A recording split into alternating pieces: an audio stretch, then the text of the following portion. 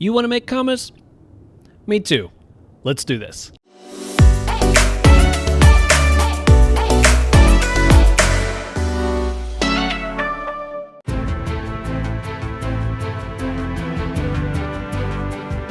Alright, my first suggestion I got for you, you will need to have some maging professions leveled up. What you should do is find you some low to mid-level gear and over-mage the vitality on it. You don't even really have to worry about all the other stats, but the vitality plays a big role in those lower levels and some of those mid levels. Here's a really good example. You could buy this Scurvian helmet here for 20,000 Kamas. That's not a huge investment, but if you come down here a little further, they don't really start becoming seriously over-maged in the vitality until you get here to 250, 290,000 Kamas. Well, if you bought this for 20,000 Kamas and just barely over-maged it, let's say that you got it to about 100 vitality, you could easily list it for just 100,000 Kamas and get 5 times the money you invested with just hardly any effort. The key for this to be successful is you got to try to find things that are super cheap that people will buy, and then you don't want to overprice them. See, if you put yours right here in 100,000, that's a good spot where things start looking nice on the stats. So if you can get some decent stats, put some big vitality on it, you'll sell that puppy, make 5 times your Kamas real easy.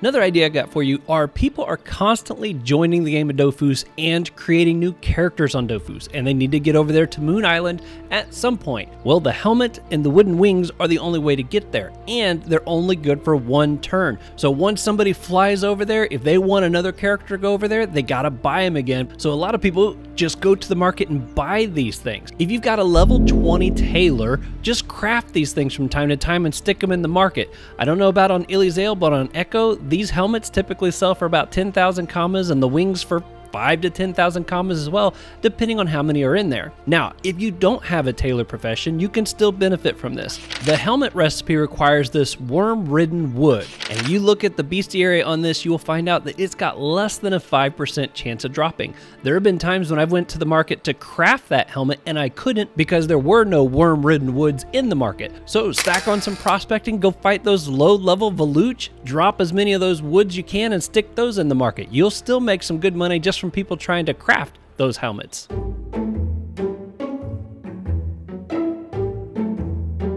Another possibility for making some extra Kamas are take advantage of when you got a 100% drop rate for a resource from a quest. I'm going to use the big cannonball as an example here. If you go over to the lousy pigs and you fight them, you will see there is a 2% chance of dropping one of those. But if you start the quest line to try to get over there to Odomai Island, you will have to have one of these big cannonballs. While you have that quest, if you go fight the raw mops, you have a 100% chance of dropping them while you have that quest active. Now, this particular cannonball weighs 500 pods, so depending on your character and your element, you may not be able to carry very many of those at one time. But if you've got the quest active, go drop a handful of those. Grab a few extra, put them in your house chest, zap back, put some in the bank. Hang on to them because at least here on Echo, they sell anywhere from 15 to 25,000 Kamas depending on how many are in the market. And since you've got yourself a guaranteed 100% drop, might as well take advantage of it.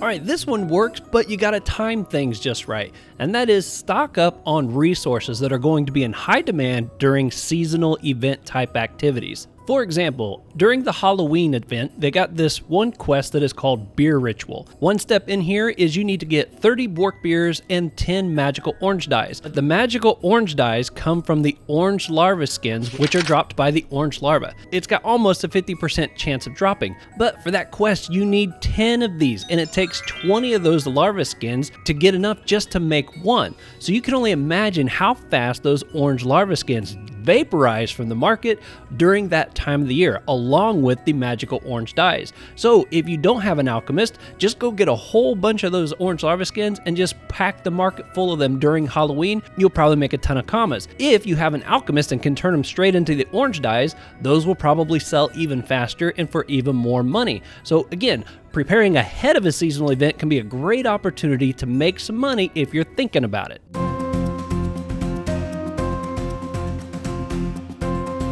A great follow-up to that, though, is also stock up on resources that are only available during the seasonal event as well. Christmas, for example, have resources that you can only get during the Christmas event. So right before Christmas Island closes, stock up on as many of those, sell those chocolate commons and get as many of these as you can. Now maybe you want to go slap them in the market right away to try to get some of those people who are trying to get just those last few that they missed before they could get their gear done. Or you can hang on to them for a couple months later and then slap them in the market, and they probably have a higher value. May not sell as fast, but they might sell for more. So that's an option for you as well if you take advantage of the other side of the season.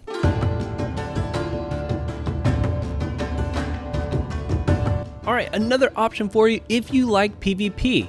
If you sign up for the Coliseum fights using this little sword right here, you can sign up for 3v3s or 1v1s. Those fights can award you Kolos tokens. If you get enough of those tokens, sell these Pebbles. These things sell like hotcakes. There are a lot of profession crafts that require loads of these Pebbles, and they sell constantly. Values go up and down a little bit depending on how many are in the market, but the Crimson, the Gleaming, and the Sparkling Pebbles all sell really well. This enriched bone you see right here also sells pretty good for people trying to level pets, so that could be a nice option for you as well if you're looking to diversify a little bit. But if PvP is your thing and you've got a bunch of them tokens sitting there, stack up some Pebbles and go slap them in the market. You're gonna make some commas.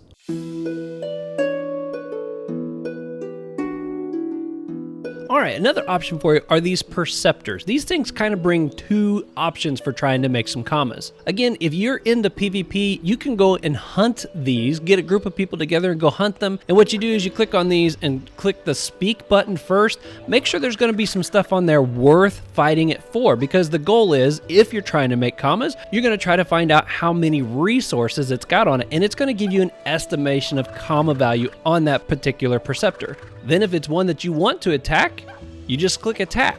Now, if you've not done this before, you got to know it is a PvP match. Everybody that's in this guild or part of the alliance can all jump in and try to fight you to keep you from winning that thing. So just know that if PvP is your thing, you can hunt them, but it may not end so well depending on the perk that you attack. But on the other side of that, maybe planting a Perceptor is something that you want to do. So if you know you're about to go to a particular area and do a whole bunch of farming and you're going to be grinding there for a while, get you a Perceptor potion and place it down before you go fighting in that area. Your Perceptor will help collect resources as well. Now, that's not necessarily commas straight into your pocket, but those are more resources that do help you out. The one caveat to that is you have to make sure that you're going to make enough money to then justify the purchase of that potion. And the idea is that once you're all done fighting for the day, pick that perk back up, collect those resources, and you're done. Now, you could leave that Perceptor out to continue to collect resources for days or weeks on beyond that. However, you might run into some of the people that were hunting perks that I just talked about a moment ago, and they might track it down and take it away from you altogether. But that's another option for you with the Perceptors.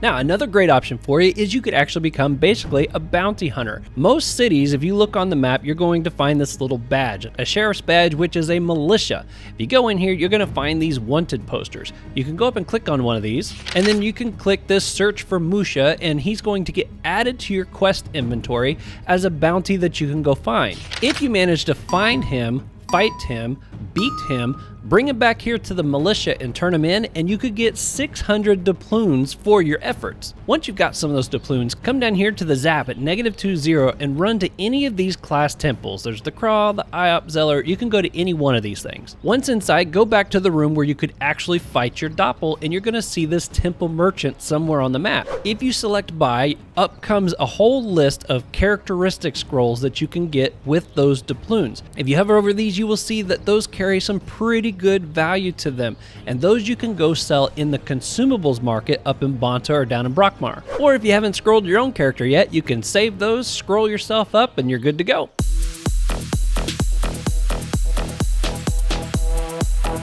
Another very popular way to make money, especially if you are a high level character, is dungeon leeching. There are a handful of dungeons that can literally be leeched by carry of one character, or sometimes a duo can carry a big slew of people through a dungeon and make some really good commas that way. However, Perhaps you're not a really high level, but you would still like to try to do some of that. Make sure you turn on this recruitment channel and keep an eye on that. Every once in a while, you'll find people that are looking for XP leeching strictly based upon number of levels they go up. So if you watch that, you might find somebody who's willing to pay you a certain amount of money based upon how many levels you can grind them up. Then what you need to do is find an area that you're very comfortable with fighting, that you also can put on some trophies. And when you're doing your searching, make sure you turn on the hide rewards. Find an area that is lit up very green with a 90% bonus. You can maximize that XP grinding for them if you put all 3 of those into practice. Here's an example of somebody popping up looking to do some leeching for both of those for 1 million commas. Perhaps you can pull that off. Maybe you can help out. Maybe you can be the one doing that leeching, make you some good money.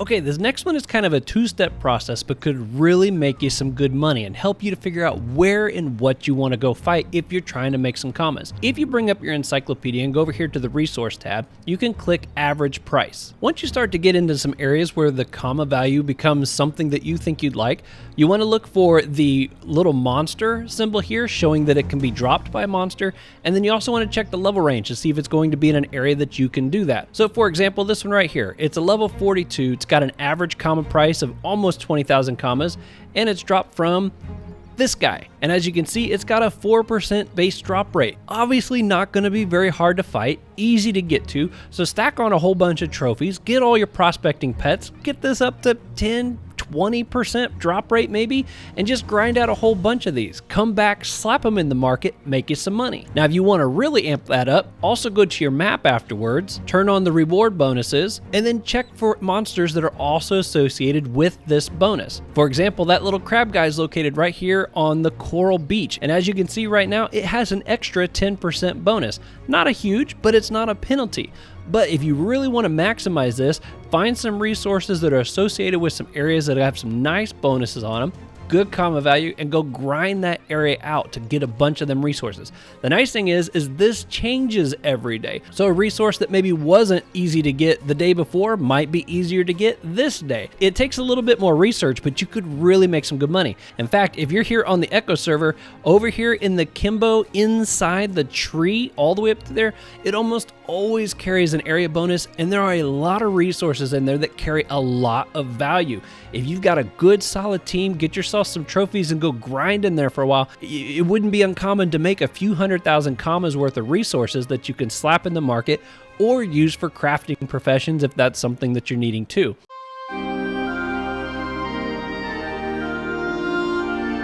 Okay, maybe professions isn't really your thing. Well, if that's the case, there's one profession you should take the effort to grind up, because the nice thing is you only have to level it once and then you passively generate comma making resources forever from that point on with your character. And that is the hunter profession. The hunter profession works a little different than all the other professions. Basically, you just have to equip a weapon that has the hunter attribute on it. Here is a weapon with an example of the hunting weapon effect on it. You can find these at very low or very high level. In fact, you can even mage it onto your weapons if you wanted to. All you gotta do is make sure that's equipped, and then you go fight monsters to drop the meats. Now, the very first one that you get is the intangible meat right here, and it only is dropped by the enemies up there in Incarnum. So yes, you will have to go back to Incarnum if you are a high level to get things started, or you can just go buy those intangible meats from the market if you want to skip these lower levels, because your hunter profession does not level just by hunting, unfortunately. So what you got to do is take those intangible meats, go to a butcher workshop, and craft them into edible meat. When you do that, that will begin to level the hunter profession. Now, once you've gotten your hunter to at least level 10, you can come out of Incarnum and start hunting around Astrip. And you'll see right here that the ground meat, see how it says level 10 on it? If your hunter is level 10, you can drop that meat. And basically what happens is the more you do those recipes and craft those recipes and drop those meats and craft them into edible meats, you'll continue to level your hunting profession. And the cool thing is, like I said, you only got to do it once. Then as long as you always have a weapon equipped to your character that has the hunter attribute on it, you're set. set. Everything you fight after that will be constantly dropping meats randomly, depending on bonuses and prospecting and such, but that's free money. You just get those things, slap them in the market, or you can take them and craft them into recipes if you want to make some meats to save yourself on HP and energy required resources. So that's my best recommendation for you. If you don't like professions, at least do this one. I don't think you'll regret the effort.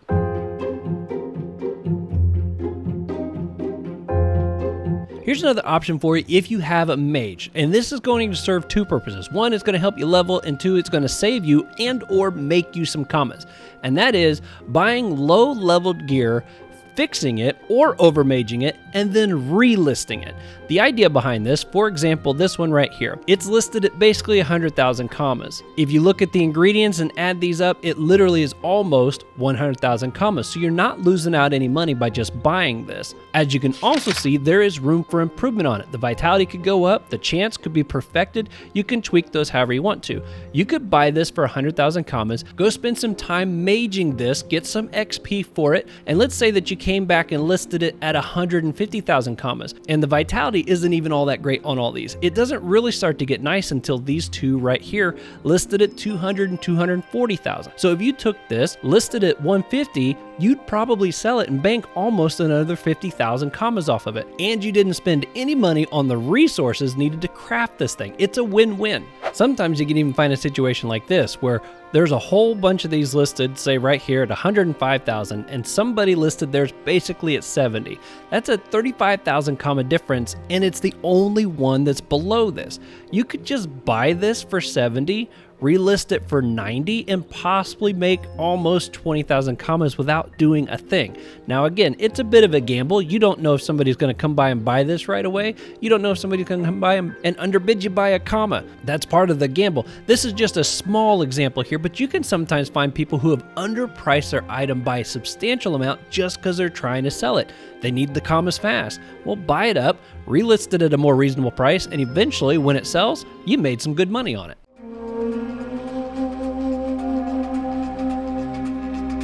Okay, well this is one I didn't cover in my previous one, but it is definitely one that I'm going to bring up now, and that is crushing equipment for ruins. Ruins are a really good way to make some good kamas, and the one thing that's so fascinating about ruins is because there's people constantly maging, these things might sell faster than your equipment does. If you've got a piece of equipment and you go over to the market and you see that it's flooded, there's a ton of those in there. Well, maybe if you want to chance it, you can come here to the Smith Mage building and come up to this crusher and say shatter items. When you click on this item, you can select an item to put over here to be crushed. When you hover over top of it, you'll see a list of all the different attributes of that weapon. That means that you could possibly crush any of those ruins out of the item that is in there. For example, the range ruins, see how this has range there at the bottom of the list? Range ruins sell really well, about 15,000 kamas a piece right now on Echo. Well, if you come up here and select on this focus drop down, it's going to list everything that you can focus your attention on for a crush. You can select range. Now, if you select crush all, don't panic, I'm not going to do it. Oh, I'd probably cry if I did that. But if you hit crush all, depending on how long it's been since flinty daggers have been crushed, you could get a multiplier on the number of ruins you could possibly get for this crush. So here's an example. I found this Clog's belt.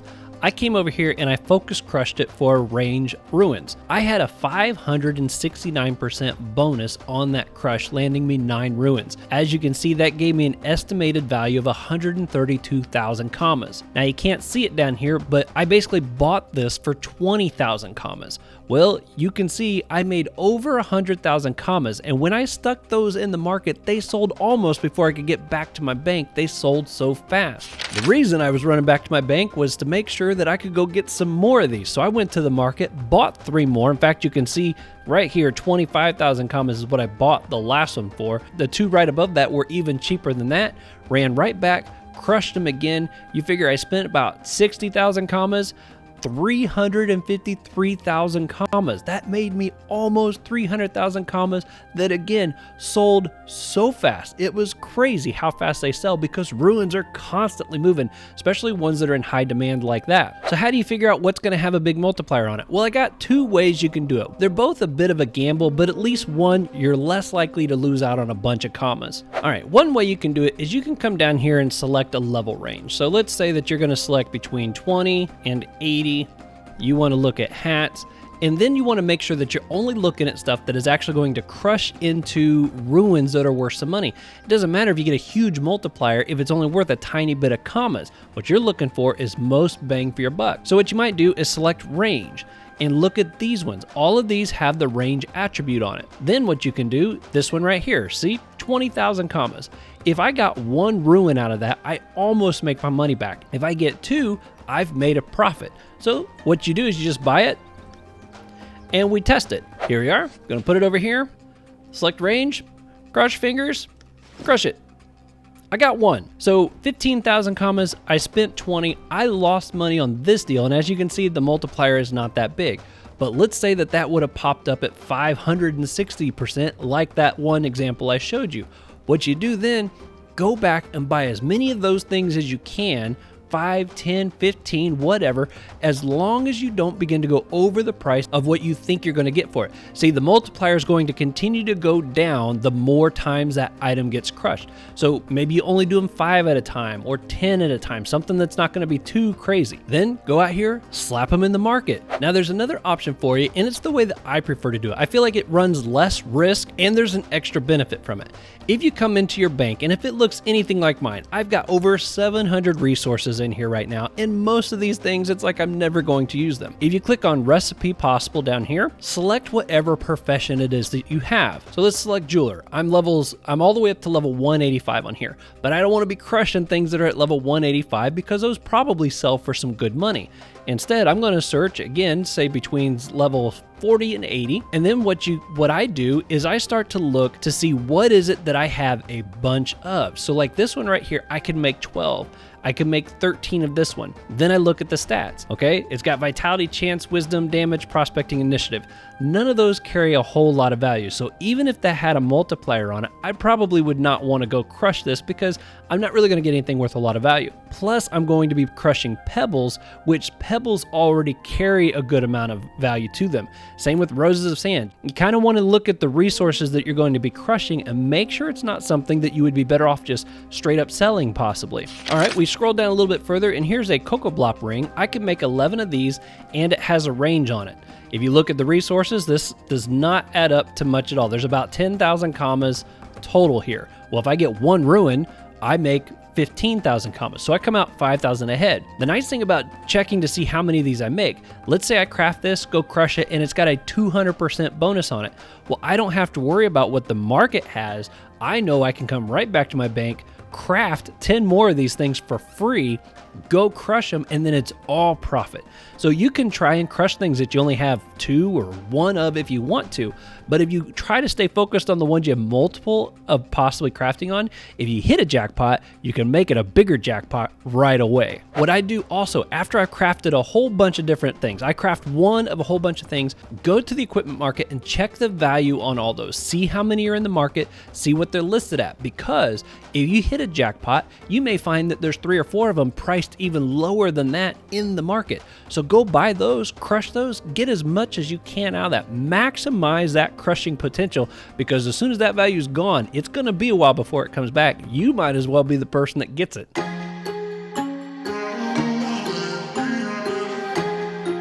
All right, I got one more bonus suggestion here for you. In case you haven't thought of it already, repeatable quests. There are a lot of repeatable quests available in Dofus.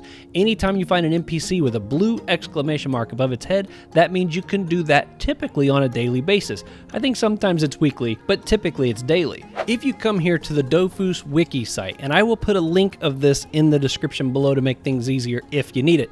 But if you come here and just go to this repeatable quest list, you literally can look at a list of all the repeatable quests available in the game. You'll see the XP that you can gain, the commas that you can get. Sometimes there's special resources that you can get, shows you where to start it, and then any of these you can click on it, and it's then going to bring up the steps of how to go through and knock out those repeatable quests. A couple nice things about repeatable quests is, one, you'll learn how long they take you after the first time you've done it.